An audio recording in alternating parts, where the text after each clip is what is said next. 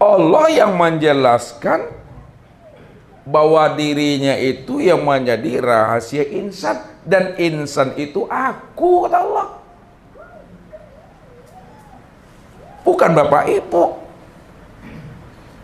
Kalau dikatakan diri bapak ibu itu, nah, lihat, adalah insan. Yang insannya diri bapak ibu itu yang disebut namanya Nur Muhammad. Nur Muhammad itu sebenarnya adalah Nur Allah. Kalaulah Nur Muhammad itu sebenarnya Nur Allah, maka Nur Allah itu tiada lain adalah Allah itu sendiri. Itu maksudnya apa? Kalaulah Nur Muhammad itu adalah Nur Allah dan Nur Allah itu adalah Allah itu sendiri, maka sesungguhnya diri bapak ibu inilah kesempurnaan memandang secara nyata dan jelas Allah itu yang disebut namanya dengan insan atau manusia. Karena insan dan manusia itu dikatakan oleh Nabi, ya, melalui, ya, petunjuk yang maha kudus, yaitu Allah. Ini ada dua dalilnya. Wa khalaqo Adam ka suratihi. Apa artinya nih? Wa khalaqo Adam ka suratihi, dan dijadikan Adam itu sesuai dengan gambaran dirinya. Nyanya siapa tuh? Allah. Adam itu dijadikan sesuai dengan gambaran diri Allah. Yang kedua, wa khalaqa Adam ala surati ar-Rahman. Artinya, wa khalaqa Adam ala surati Rahman, dan dijadikan Adam itu sesuai pula dengan gambaran Ar-Rahman. Ar-Rahman siapa? Allah. Kalaulah Ar-Rahman itu Allah, maka sesungguhnya diri bapak ibu inilah gambaran untuk memandang diri Ar-Rahman itu sebenarnya. Jadi kalau Allah yang mengatakan dirinya Tuhan, Allah yang mengatakan dirinya aku, tidak ada orang yang protes bapak ibu, karena Allah itu aku, kata Allah. Allah yang bilang mengatakan yang Allah itu aku, tidak ada yang protes. Tapi kalau bapak ibu mengaku-ngaku aku Allah, banyak orang protes, mak. Disabi orang bapak ibu gilo kalau nak sewai. Hah? Lah muncul lo Fir'aun tahun 2023. Jadi tak boleh ngaku-ngaku Allah. Tak boleh pula ingin jadi Allah. Tak boleh pula menyanding-nyandingkan dengan Allah. Tak boleh pula menyamakan Allah dengan kita bapak ibu. Allah yang mengatakan aku yang Allah. Yang Allah itu diriku. Mana ada orang protes? Kan Allah yang bilang. Tapi kalau bapak ibu yang ngaku-ngaku Allah protes tuh, dihalalkan darah bapak ibu itu, dipancung lehernya itu. Tapi kalau Allah yang bilang, tidak ada yang protes. Makanya insan itu yang disebut namanya rahasia Allah. Kenapa manusia itu dikatakan rahasia Allah? Karena manusia inilah tempat nyatanya memandang diri Allah itu. Diri yang mananya? Zatnya. Lihat.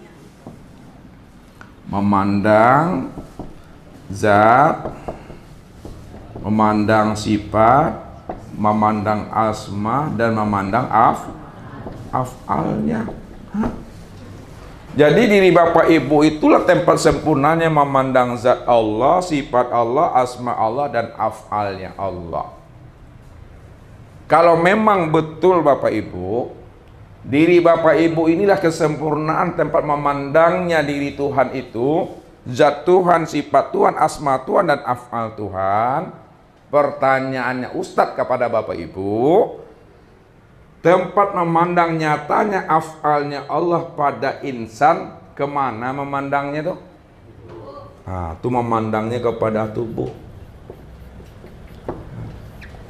Maka tubuh Bapak Ibu itulah kesempurnaan tempat nyatanya af'al Allah.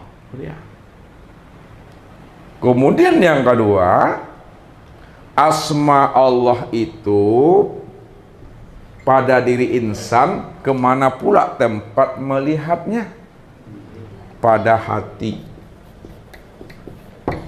Maka sesungguhnya hati Bapak Ibu, hati insan itulah kesempurnaan memandang asmanya Allah. Itu cara memahaminya.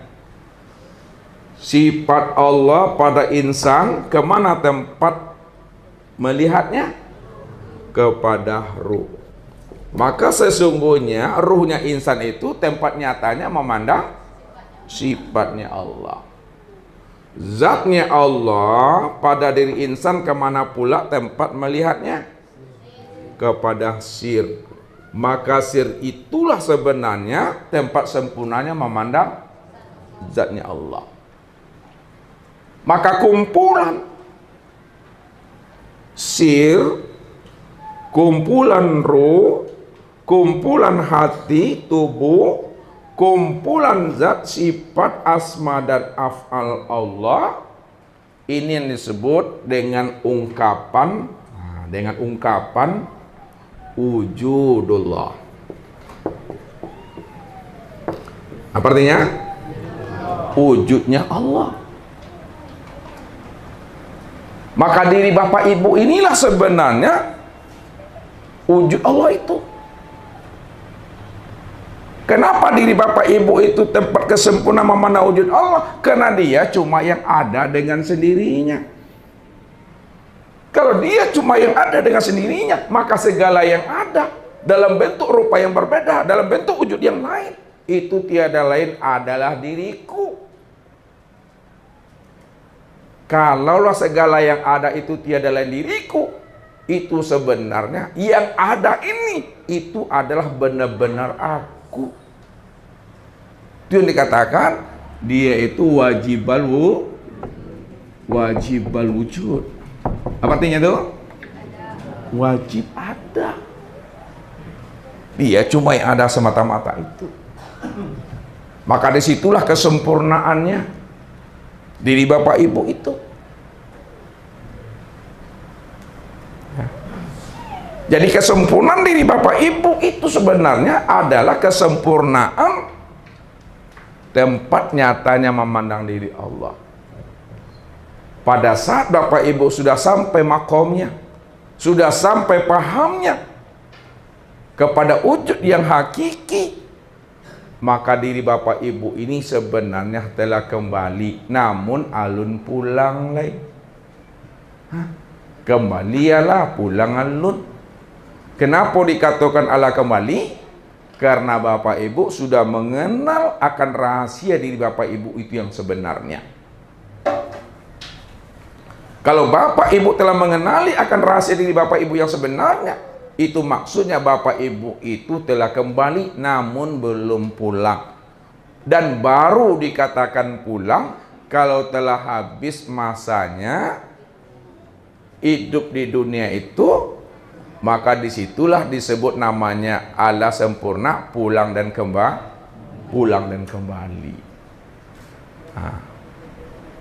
Jadi pulang dan kembalinya Bapak Ibu itu betul-betul pulangnya itu betul-betul pulang kosong. Pak Mas Ustaz, betul-betul pulang kembali Bapak Ibu itu betul-betul pulangnya kosong. Karena asalnya kosong, kembalinya kosong balik. Jadi makom yang seperti itu, ini yang disebut makom Aryan namanya. Makom Aryan. Aryan tahu artinya? Aryan. Aryan ini artinya telanjang. Makom Aryan, makom yang sudah telanjang. Apa maksudnya makom telanjang? Apakah betul-betul dibuka baju ini dan dibuka celana ini? Kalau dibuka baju, dibuka celana, diantar awak ke kilometer 7 balik orang tua. Itu orang yang sewa itu mah. Bahasanya tadi ODJ? Oh, orang dalam jiwa. Maksud Ustadz, orang yang sudah sampai pada makom kosong, orang yang sudah sampai pada makom Tuhan, orang yang sudah kembali membawa kosong, dikatakan makom Aryan, makom telanjang, tidak ada lagi dirinya yang merasa dirinya yang wujud.